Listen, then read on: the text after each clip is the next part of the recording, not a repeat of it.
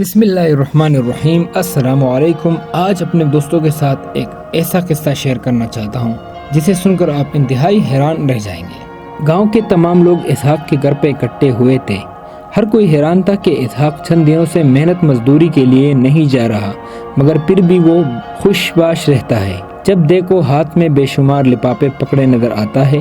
ان لفافوں میں ضروریات زندگی کے ساتھ بے حد قیمتی چیزیں ہوتی تھی۔ سارا گاؤں اس تبدیلی پر حیران تھا۔ ہر کسی کے لبوں پر یہی سوال تھا کہ اسحاق اتنی جلدی کیسے بدل گیا۔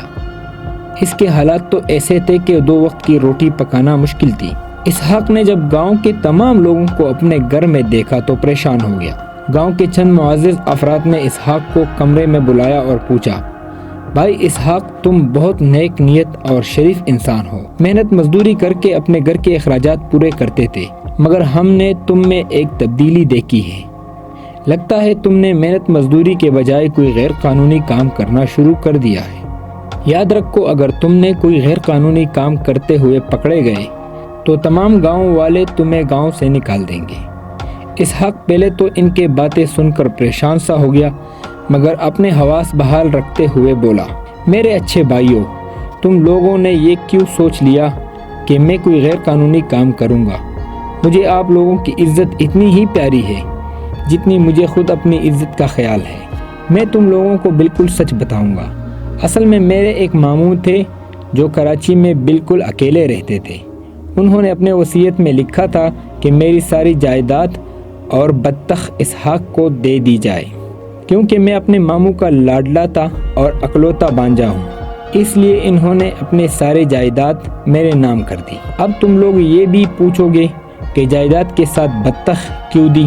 تو بھائیوں، میرے ماموں کو اس بطخ سے بہت محبت تھی، کیونکہ یہی بطخ تھی جو ان کے ساتھ تھی۔ میں نے اپنے ماموں کے جائیداد کا اکلوتا وارث بن چکا ہوں، اس لیے اب محنت مزدوری کے بجائے اپنا کاروبار کروں گا۔ گاؤں والے اسحاق کو معصومانہ گفتگو پر یقین کر کے واپس لوٹ گئے۔ اسحاق نے گاؤں والوں کو جاتے ہی گھر کا دروازہ اچھی طرح بند کیا اور بطخ کے پنجرے کی طرف بھاگ گیا، کیونکہ بطخ نے انڈا دینا تھا۔ یہ کوئی عام بطخ نہیں تھی، بلکہ یہ بہت خاص بطخ تھی جو اسحاق کو شہر سے آتے ہوئے زخمی حالت میں ملی تھی۔ وہ اس بطخ کو اٹھا کر گاؤں لے آیا تھا مرہم پٹی کرنے کے بعد اسے پنجرے میں بند کر دیا۔ بطخ کا انڈا دوسروں انڈوں سے بالکل مختلف تھا۔ انڈے کا رنگ تو خالص سونے جیسا تھا۔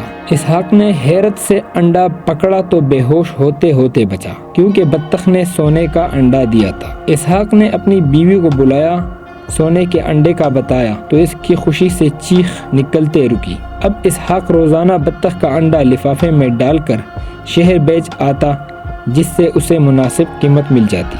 سونار اسحاق کی سادگی اور معصومیت کو جان چکا تھا، اس لیے اسحاق کو اصل قیمت سے بہت کم دیتا تھا، مگر پھر بھی اسحاق اس رقم کو بہت زیادہ سمجھ کر خاموشی سے گھر چلا آتا تھا۔ اسحاق نے بطخ کو بہت خوبصورت پنجرے میں بند کر لیا۔ بطخ کا انڈا اس کی نیکی کا صلہ محسوس ہوتا تھا جو اس نے زخمی بطخ کو گھر لا کر اس کی مرہم پٹی کی تھی۔ چند روز بعد اسحاق کی بیوی نے اسے کہا، میری خواہش ہے کہ ہمیں زیادہ رقم مل جائے اور ہم گاؤں چھوڑ کر شہر چلے جائیں۔ گاؤں والے ہمیں بہت عجیب نظروں سے دیکھتے ہیں۔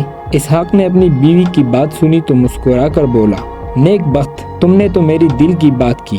تم روزانہ جو رقم جمع کر رہی ہو، جب بہت زیادہ ہو گئی تو میں اسی دن گاؤں چھوڑ کر شہر چلا جاؤں گا، جہاں جا کر ہم عالیشان گھر خرید کر اس میں رہیں گے۔ ہمارے پاس گاڑی بھی ہوگی، جہاں مرضی جائیں گے، کوئی شک کی نظروں سے نہیں دیکھے گا۔ اسحاق کی بیوی نے اسے کہا، میرے ذہن میں ایک زبردست ترکیب آئی ہے جس پر عمل کرنے سے ہمارے پاس ڈھیر ساری دولت ایک دم آ جائے گی۔ اسحاق نے ترکیب پوچھی تو اس کی بیوی بولی، اگر تم میری ترکیب پر عمل کر لو تو ہم سب سے زیادہ مالدار بن جائیں گے، ہمارے پاس ڈھیر و دولت کے ساتھ کہیں نوکر ہوں گے، ہم ساری عمر مزے سے گزاریں گے۔ اسحاق نے جب اپنی بیوی کی خوشی دیکھی تو بولا، اے نیک بخت، مجھے کچھ بتاؤ گے بھی یا یوں ہی خود خوش ہوتی رہو گی؟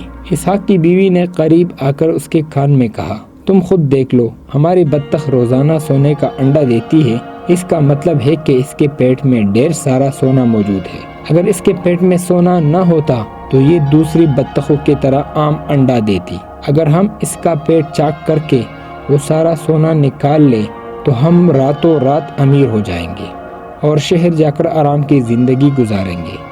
اسحاق اپنی بیوی کی بات سن کر خوشی سے اچھل پڑا اور بولا، تم نے ساری زندگی میں یہ سب سے اچھی بات کہی ہے۔ تم کو میں بے وقوف سمجھتا تھا، مگر نیک بخت تم تو بہت عقل مند ہو۔ اب جلدی سے باورچی خانے میں جاؤ اور تیز دار چھری لے کر آ جاؤ۔ میں ابھی اسی وقت بطخ کا پیٹ چیر کر سارا سونا نکال لیتا ہوں۔ اسحاق کی بیوی دوڑتے ہوئے باورچی خانے گئی اور سب سے تیز دھار والی چھری لے آئی۔ اسحاق نے جلدی سے بطخ کو پکڑا اور فوراً بطخ کے گردن پر چھری چلا دی، جس سے خون کی تیز دھار نکلی اور بطخ کے پیٹ سے سوائے آنتوں کے کچھ نہ نکلا۔ اس دوران بطخ بھی مر چکی تھی۔ اسحاق اور اس کی بیوی نے جب بطخ کو مرے ہوئے دیکھا تو زار و قطار رونے لگے۔ اسحاق کی بیوی اپنا سر پیٹنے لگی کہ میں نے یہ مشورہ کیوں دیا، ہمیں کچھ نہ ملا، اور بطخ بھی مر گئی۔ اسحاق بھی اپنی بیوی کی بے وقوفی پر خوب رو رہا تھا۔ اس نے لالچ میں آ کر روزانہ سونے کا انڈا دینے والے بطخ کو اپنے ہاتھوں سے مار دیا۔ اب سوائے پچھتانے کی کچھ حاصل نہ ہوا اور اسحاق پھر سے محنت مزدوری کے لیے شہر روانہ ہوا۔ اس طرح کے مزید انفارمیٹیو ویڈیوز کے لیے ہمارے چینل کو سبسکرائب ضرور کیجیے۔ جزاک اللہ۔